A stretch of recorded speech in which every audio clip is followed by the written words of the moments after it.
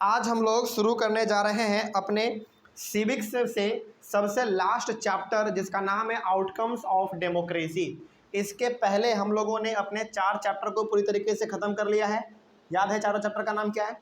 सबसे पहला हमारा पावर शेयरिंग, उसके बाद फेडरलिज्म, उसके बाद जेंडर, रिलीजन एंड कास्ट, उसके बाद फिर पॉलिटिकल पार्टीज, और आज जाके हम लोग पढ़ने वाले हैं आउटकम्स ऑफ डेमोक्रेसी।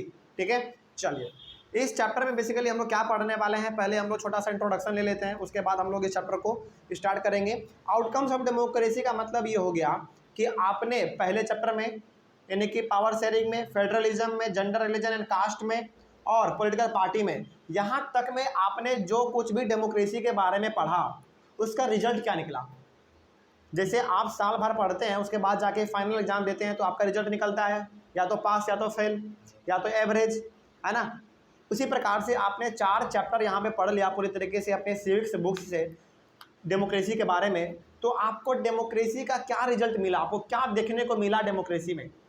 यदि हम लोग बात करें तो डेमोक्रेसी में बेसिकली हमको क्या देखने को मिलता है कि एक ऐसा फॉर्म ऑफ गवर्नमेंट है जिसमें कि हर एक लोगों को वोटिंग राइट है ना, लोगों को फ्रीडम ऑफ एक्सप्रेस है, राइट टू फ्रीडम है, राइट टू लिबर्टी है, राइट टू इक्वालिटी है। ये सब क्या है, हमारा डेमोक्रेसी का ही तो कैरेक्टरिस्टिक्स है ना। तो ये सारा का सारा हमारा क्या हो गया, आउटकम्स हो गया, यानी कि रिजल्ट हो गया, परिणाम हो गया किसका, डेमोक्रेसी का, है ना। तो बेसिकली हम लोग इस चैप्टर में ये पढ़ने वाले हैं कि डेमोक्रेसी का रिजल्ट क्या है। डेमोक्रेसी डेमोक्रेसी हम लोग चिल्लाते तो हैं, लेकिन डेमोक्रेसी से हम लोगों को मिलता क्या है, इसी के बारे में हम लोग इस पूरे चैप्टर में बात करने वाले हैं। एक तरह से आप ये भी कह सकते हैं कि पावर शेयरिंग में, फेडरलिज्म में, जेंडर, रिलीजन एंड कास्ट में और पॉलिटिकल पार्टी में जो आपने पढ़ा है उसका निचोड़ आपको इस चैप्टर में देखने को मिलेगा। ठीक है, तो ये लास्ट चैप्टर है आपके इस सिविक्स बुक्स से, हालांकि सिविक्स बुक्स से नहीं, आपके सिलेबस से। ठीक है, चलिए शुरू करते हैं। सबसे पहले रेडी हैं हम लोग। सबसे पहला टॉपिक आपका यहाँ पे है हाउ डू वी एसेसेस। देखिए यहाँ पे एक्सेस नहीं है, एसेसेस लिखा हुआ है। How do we assess democracies outcomes. Topic का मतलब ये हो गया कि हम लोग डेमोक्रेसी के रिजल्ट को कैसे नाप सकते हैं, कैसे माप सकते हैं, है ना, यानी कि कैसे मेजर कर सकते हैं। क्या मेजर करने के लिए इंची टेप का जरूरत है यहाँ पे? नहीं, यहाँ पे इसका मतलब ये हो गया कि डेमोक्रेसी के रिजल्ट को आप कैसे देखते हैं, अच्छा है, बुरा है, या फिर कैसा होना चाहिए, कैसा नहीं होना चाहिए, इसी के बारे में हम लोग यहाँ पे पढ़ेंगे। तो हेडिंग का मतलब क्या हो गया, how do we assess democracy outcome का मतलब कि हम लोग डेमोक्रेसी के रिजल्ट को यानी कि उसके आउटकम को किस प्रकार से देखते हैं या फिर किस प्रकार से आंकते हैं, नापते हैं, मेजर करते हैं। ठीक है, इसी के बारे में पढ़ेंगे। चले तो शुरू करते हैं हम लोग अपना सबसे पहला टॉपिक, और ये आपका पहला टॉपिक था। चलो देखा जाए क्या लिखा हुआ है। लिखा हुआ है democracy is a better form of government when compared with dictatorship और any other alternative because of the following reasons. देखिए हमारे पास ना 3 प्रकार के सिस्टम होते हैं, है ना। पहला हो गया आपका डिक्टेटरशिप, दूसरा मोनार्की और तीसरा डेमोक्रेसी, है ना। अच्छा चलिए अब यहाँ पे बात हो गया है डिक्टेटरशिप, मोनार्की का और डेमोक्रेसी का, तो बात कर लेते हैं थोड़ा सा हम लोग। डिक्टेटरशिप में क्या होता है, कोई एक मिलिट्री का हेड उस पूरे कंट्री को रूल करता है। एग्जाम्पल के तौर पे हमारा हिटलर, जर्मनी में हिटलर, याद कीजिए हमने आपको क्लास 9th में चैप्टर पढ़ाया था Nazism and the rise of Hitler. उसमें जो हिटलर था बेसिकली जर्मनी का क्या था, डिक्टेटर था, यानी कि उस समय पे जर्मनी में क्या था, डिक्टेटरशिप था। क्यों? क्योंकि मिलिट्री का हेड कौन था, हिटलर था, है ना। इसी को हम लोग कहते हैं डिक्टेटरशिप। उसके बाद हमारा आता है मोनार्की। मोनार्की में कैसा सिस्टम है, राजा का बेटा राजा ही बनेगा, इस सिस्टम को हम लोग कहते हैं मोनार्की। और डेमोक्रेसी किसको कहते हैं, डेमोक्रेसी में हर एक आदमी अपने आप में राजा है, यानी कि भारत, यानी कि यहाँ पे हर एक आदमी अपने आप में स्वतंत्र है, राजा है। समझ में आ गई बात। तो अब यहाँ पे कहा गया है कि डेमोक्रेसी जो है ना, डिक्टेटरशिप से और मोनार्की से बिल्कुल बेटर फॉर्म ऑफ गवर्नमेंट है। ऑब्वियस सी बात है, क्योंकि यहाँ पे ना ही कोई राजा होता है, मतलब कि ना ही कोई एक राजा होता है, ना ही कोई एक डिक्टेटरशिप होता है। यहाँ पे हर एक लोग अपने आप में राजा है, अपने आप में वो मन का मर्जी है, क्योंकि यहाँ पे लोगों के पास पावर है अपने लीडर को चुनने का। बात समझ में आ रही है। चलिए वही बात यहाँ पे लिखा हुआ था कि आखिर डेमोक्रेसी जो है वो डिक्टेटरशिप से और मोनार्की से बेटर है, तो किस कारण से, किस कारण से अच्छा है भाई, इसके बारे में हम लोग यहाँ पे बात कर लेते हैं। कुछ रीजन्स हमारे पास हैं जिसको हम लोग ये जान लेंगे, पढ़ने के बाद ये जान लेंगे कि आखिर डेमोक्रेसी जो है डिक्टेटरशिप और मोनार्की से क्यों बेटर है। पहला लिखा हुआ है it promotes equality among citizen, सही बात है। डेमोक्रेसी में जो है सबसे पहला जो बेसिक फीचर्स है डेमोक्रेसी का वो क्या है, हर एक सिटीजन अपने आप में क्या है, बराबर है, कोई ऊपर नहीं कोई नीच नहीं। हाँ वो अलग बात है, कोई अमीर होता है कोई गरीब होता है अपने काम की वजह से, उससे मतलब नहीं है यहाँ पे मतलब ये है कि सब कोई आपस में बराबर है। मतलब कि बराबर किस रूप में, कि हर एक को वोटिंग राइट बराबर है, हर एक कोई कानून के नज़र में बराबर है ना। इस मामले में हर एक सिटीजन हमारे भारत में इक्वल है। क्या ये फीचर्स आपको मोनार्की में और डिक्टेटरशिप में देखने को मिलता है? कभी नहीं मिलता है, नहीं मिलता है आपको। आगे, it enhances the dignity of the individual. Democracy में लोगों को यानी कि लोगों के मान मर्यादा इज्जत सम्मान का यहाँ पे ख्याल रखा जाता है। डिग्निटी का मतलब क्या, डिग्निटी का मतलब मान सम्मान इज्जत मर्यादा। यहाँ पे हर एक आदमी का जो इज्जत है या फिर जो उसका सेल्फ रेस्पेक्ट है वो मायने रखता है। कहाँ पे, डेमोक्रेसी में। इसीलिए डेमोक्रेसी में आपको कोई भी पुलिस वाला आया अपने मन से थप्पड़ मार दिया, नहीं हो सकता ये चीज़। लेकिन मोनार्की में और डिक्टेटरशिप में ऐसा हो सकता है। थप्पड़ क्या, वो तो गोली से उड़ा देगा, है ना। तो डिक्टेटरशिप क्या करता है, आपको डिग्निटी प्रोवाइड, सॉरी डेमोक्रेसी आपको डिग्निटी प्रोवाइड करता है, मतलब कि आपके सेल्फ रेस्पेक्ट का भी वो ख्याल रखता है। ऐसा नहीं कि जहाँ पे देखे वहीं पे एक थप्पड़ मार दिया, ऐसा नहीं होता है इसमें, है ना। आगे बढ़ते हैं फिर। It improve the quality of decision making. Democracy में कोई भी डिसीजन लिया जाएगा और डिसीजन लेने के बाद मान लीजिए वो डिसीजन गलत साबित हो गया, तो हमारे पास ऐसा प्रावधान है, ऐसा हमारे पास संभावना है, या फिर आप कह सकते हैं कि हमारे पास ऐसा फैसिलिटी है कि हम उस डिसीजन को इम्प्रूव कर सकते हैं, मतलब कि उसको हम लोग बदल सकते हैं। क्या ये नियम हमारा डिक्टेटरशिप और मोनार्की में है? नहीं। वहाँ पे जो राजा या फिर जो मिलिट्री का हेड एक बार कह दिया वही नियम लागू हो जाता है। अब तुमको मानो या ना मानो, मान लिए तो ठीक है, नहीं माने तो गोली से उड़ा दिया जाएगा। किस में, डिक्टेटरशिप और मोनार्की में, है ना। तो वही बात यहाँ पे लिखा हुआ था कि डेमोक्रेसी में जो है डिसीजन मेकिंग को इम्प्रूव करने के ऊपर भी ध्यान दिया जाता है। कोई डिसीजन लिया गया लेकिन गलत साबित हो गया, कोई दिक्कत नहीं, उस पर इम्प्रूव करेंगे, हम लोग काम करेंगे, अच्छा से उसको बना के लेके आएंगे लोगों के सामने दोबारा, है ना। ये फैसिलिटी केवल और केवल आपको डेमोक्रेसी में है। चौथा है, it provides a method to resolve conflict. Democracy में किसी प्रकार का लड़ाई झगड़ा होता है, दंगा फसाद होता है, तो हमारे पास यहाँ पे क्या है, मेथड है। मेथड मतलब ऐसे नियम कानून है जिससे कि हम लोग उस झगड़े को कम से कम समय में और अच्छी तरीके से सॉल्व कर सकते हैं। हमारे पास पुलिस स्टेशन है भाई, जुडिशियरी है यानी कि कोर्ट है, कचहरी है, इन सब में हम लोग इसको शांत कर सकते हैं। उसके बाद पांचवा है, it allows a room to correct mistakes. यानी कि डेमोक्रेसी ना आपको एक रूम प्रोवाइड करता है अपने मिस्टेक्स को सुधारने के लिए। यहाँ पे रूम का मतलब क्या है, यहाँ पे रूम का मतलब है पार्लियामेंट। क्या नाम मतलब है यहाँ पे, पार्लियामेंट, यानी कि आपका लोकसभा, राज्यसभा या फिर आपका लेजिस्लेटिव असेंबली जो कि हर एक स्टेट में होता है ना। ये सब क्या है, बेसिकली एक रूम है।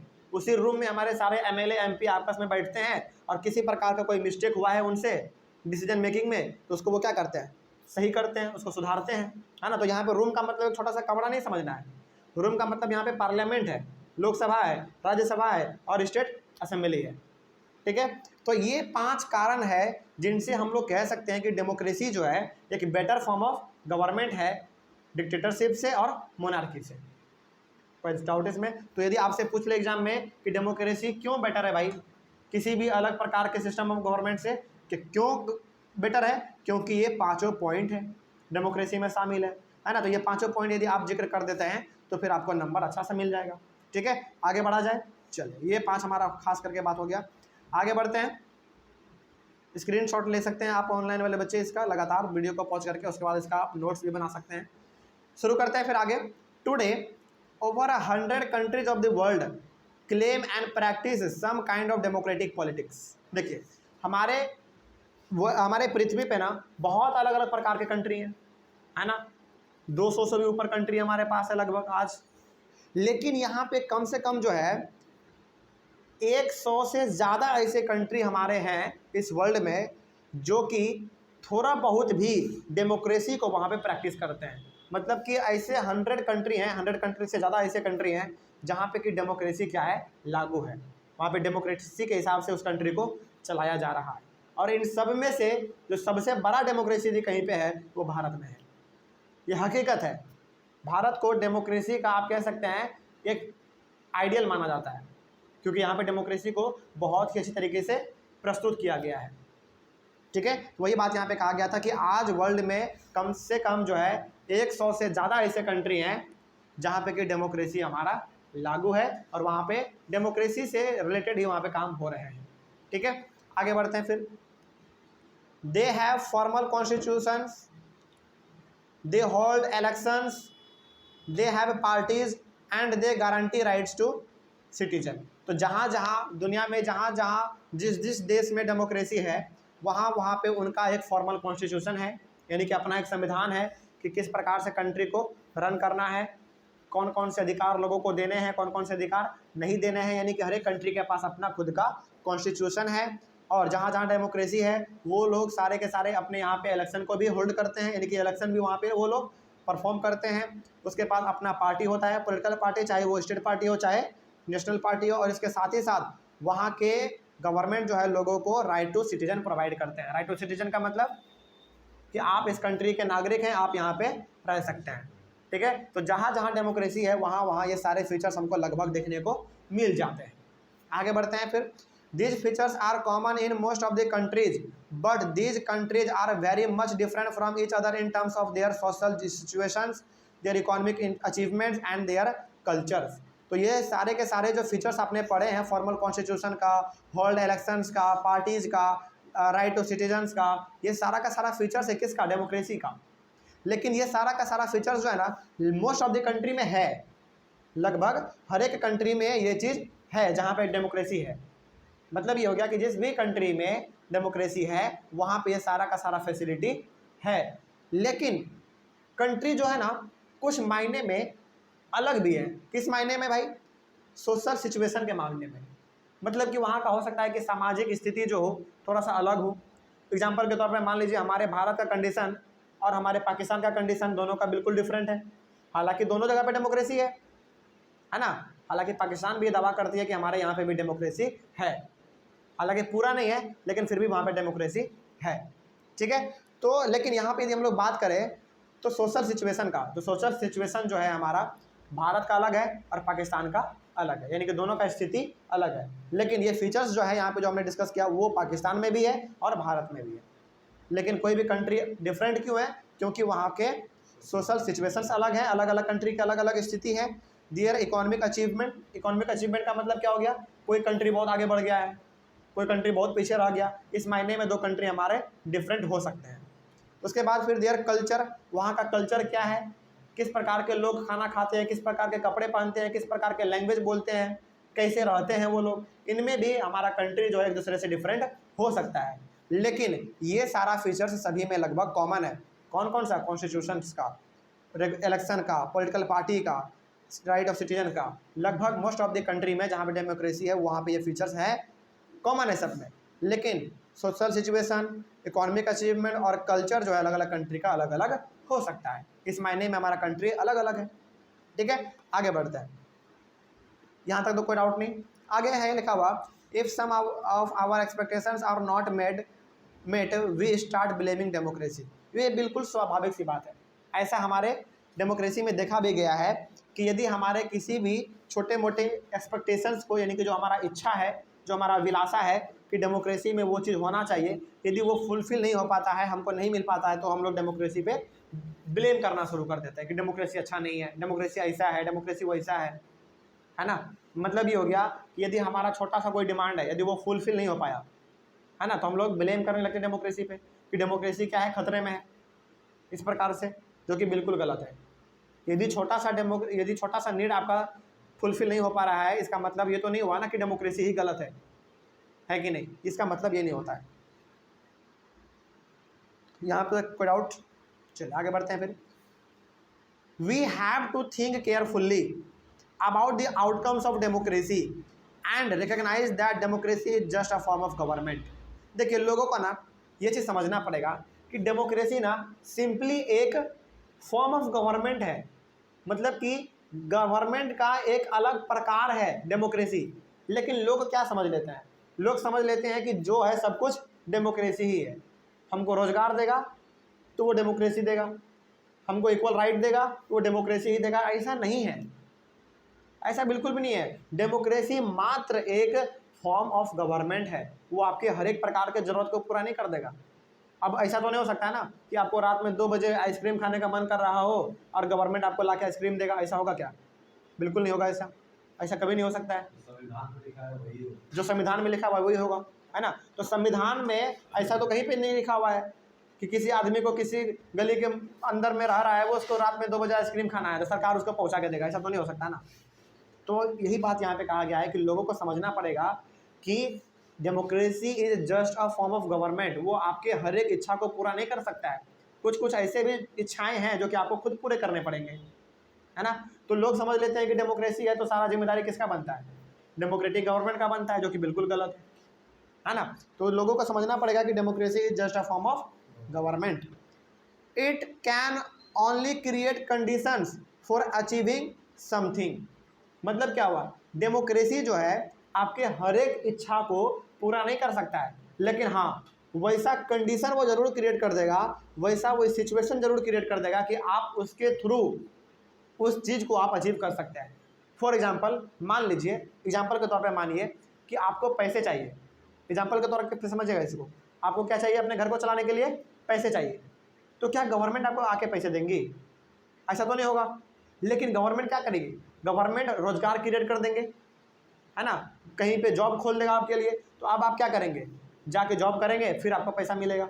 तो यहाँ पे डेमोक्रेसी ने डायरेक्टली आपको आके पैसा नहीं दिया, आपको पैसा किसने दिया, आपने जॉब किया तब आपको पैसा मिला, है ना। तो वही बात यहाँ पे लिखा हुआ है कि डेमोक्रेसी जो है एक मात्र फॉर्म ऑफ गवर्नमेंट है, या आपके हर एक इच्छा को पूरा नहीं कर सकता है, लेकिन हाँ हर एक इच्छा को पूरा करने के लिए जो जरूरत चीज़ है वो आपके सामने जरूर ला सकता है। एग्जाम्पल के तौर पे वही है, आपको पैसा का जरूरत था तो पैसा तो सरकार आके नहीं देगा भाई कि लो पैसा लो अपने घर परिवार को चलाओ, लेकिन आपको क्या करना पड़ेगा, आपके लिए वो क्या कर देगा, रोजगार क्रिएट कर देगा। अब आपको क्या करना पड़ेगा, सरकार के लिए काम करना पड़ेगा, फिर सरकार आपको जाके पैसा देगी।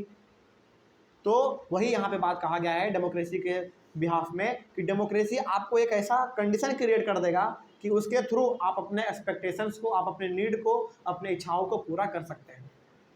कोई डाउट इसमें? चलिए आगे बढ़ते हैं फिर। The citizen have to take advantage of those conditions and achieve those goals. तो वही बात यहाँ पे कहा गया है कि सरकार जो है आपके लिए, यानी कि डेमोक्रेसी आपके लिए ऐसा कंडीशन क्रिएट कर देगी कि उस कंडीशन के तहत आपका जो सारा एक्सपेक्टेशन था, जो नीड था, वो फुलफिल हो जाएगा। बस आपको करना क्या है, सरकार जो आपके लिए कंडीशन क्रिएट कर रही है, जो अपॉर्चुनिटी क्रिएट कर रही है, उसका आप एडवांटेज उठाइए, फ़ायदा उठाइए, है ना। वही बात है यहाँ पे। इसका मतलब क्या हुआ, इसका मतलब ये हो गया कि सरकार आपके लिए रोजगार ला दिया है तो रोजगार आपको ही करना पड़ेगा ना, काम आप ही को करना पड़ेगा, तभी आपको पैसा मिलेगा। वही बात यहाँ पे कहा गया है। तो यहाँ पे जो सबसे इंपॉर्टेंट बात है समझने वाला वो ये था कि democracy is just a form of government. ये हर एक चीज़ों को आपके सामने परोस के नहीं रखेगा, थाली में ला के नहीं रख देगा। हाँ आपके लिए थाली अलग कर देगा, चावल अलग कर देगा, दाल अलग कर देगा, सब्जी अलग कर देगा, उन सबको आपको इकट्ठा करके खुद खाना पड़ेगा। इसका मतलब यही हुआ। यहाँ तक में कोई समस्या? चलिए, तो यहाँ पे बेसिकली हम लोगों ने अपना पहला टॉपिक पूरी तरीके से कवर किया है। कोई समस्या इसमें नहीं ना? चलिए मिलते हैं फिर हम लोग अपने अगले वाले क्लास में। अगले वाले क्लास में हमारा टॉपिक होगा accountable, responsive and legitimate government. ठीक है, तब तक के लिए थैंक यू वेरी मच।